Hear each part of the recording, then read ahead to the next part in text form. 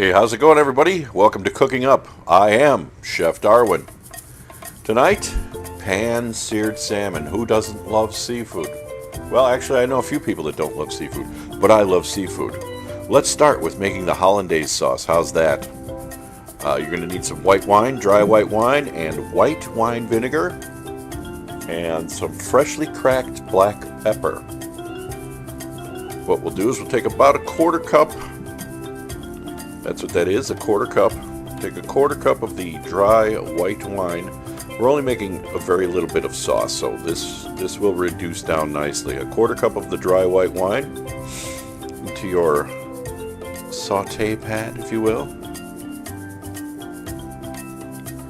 And then about half as much, an eighth of a cup of the white wine vinegar, which will be plenty. Plenty. Go ahead and put that in, and then a decent pinch of freshly cracked black pepper. And you're going to want to reduce this down. In the case that I'm making here, like I said, I'm making very little bit of sauce. You want to reduce that down to about a tablespoon, maybe a little less, because you don't want it to overpower the sauce. Then you want to strain it into a bowl and let it come to room temperature. It's very important that it come to room temperature because we're going to be using egg yolks, and we don't want to scramble the eggs with a hot white wine reduction. That would be no good. Not make for a creamy sauce, if you will. Okay, once you have that strained,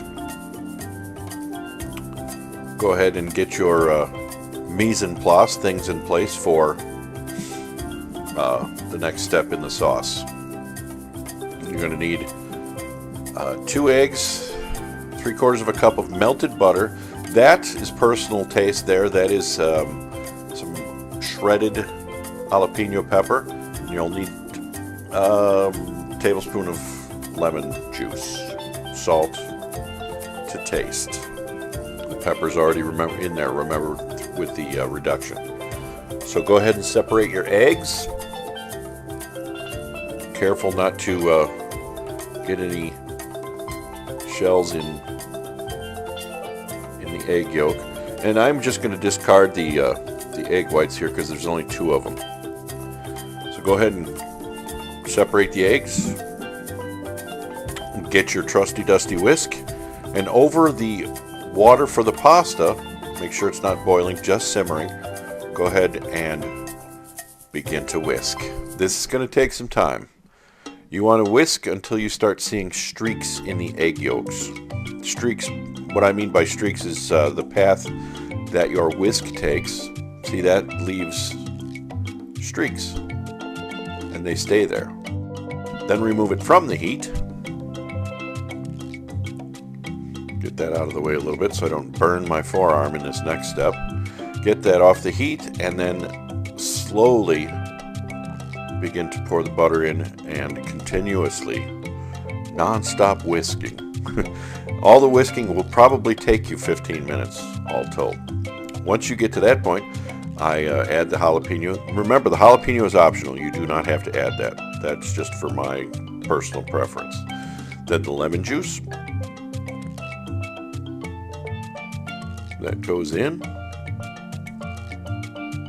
And finally, a pinch of salt. Remember, chances are the butter is salted that you've used. So be careful on the salt. You don't want to overpower the sauce. And whisk that one more time and set that aside. If that happens to thicken up on you, that sauce, you can go ahead and place it back over the double boiler there and loosen it back up. It'll come back around right nicely. Okay, now with the salmon, I've taken what was left over of the butter fat from the melted butter, and I've put that in my fry pan mainly for flavor, and then to make sure the fish doesn't stick. And then I helped it with some canola oil, because butter has a way lower smoking point than oil does. Okay, the magic fish spatula. I love to have it. Gotta have it. Now, salt and pepper your protein, your fish, salmon in this case, for flavor. Remember, you're going to be putting a hollandaise sauce on this, so you don't want too many seasonings to block the flavor of the sauce. So salt and pepper works out just fine. A little dip in the old butter swimming pool to see if it sizzled, and it did nicely. So get that in there, and we're going to go for a medium doneness on this. So maybe 2 minutes aside, maybe. Okay, let's see how that looks. We'll give that a turn just to check for doneness here, and oh, it's beautiful. Look at that. Nice crispy bits on there, a little caramelization going on. That's beautiful. Or do they call that the Maillard reaction? 2 to 3 minutes on either side for a medium finish on the salmon, which is perfection. Well, let's get that on the pan, out of the pan and onto the plate.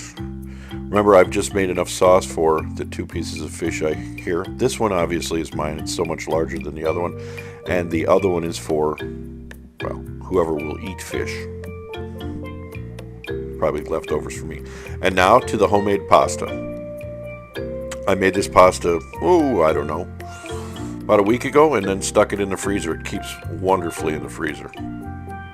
A rolling boil on the pot of water. Remember, this is the same water I used in the double boiler. Then you take the nest of pasta, drop it in the boiling water, and give it a swish around to get the noodles separated. And you'll only need to boil this pasta for about 3 minutes. That's the good deal with homemade pasta. It does not take long, but it is delicious, if I must say so myself. Strain that out. Never rinse your pasta, just strain that. It'll be wonderful, trust me. And then plate, bring in the sauce, spoon that over the fish. Oh, you are going to love this, folks. You are going to love this. It is so delicious. A little more for the fish, and why not over the pasta? Sure. We'll call it a sauce. It'll be the main ingredient. It'll be the secret ingredient. It is a delicious sauce. It does suit pasta, and it suits fish. And then a garnish, those would be just sliced green onions.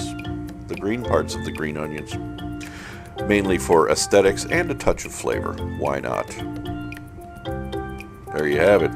Pan-seared salmon with pasta under a hollandaise sauce. Let's give that a try, shall we? Flavolicious. Hey, thanks for watching Cooking Up with Chef Darwin. Until next time, bye-bye now.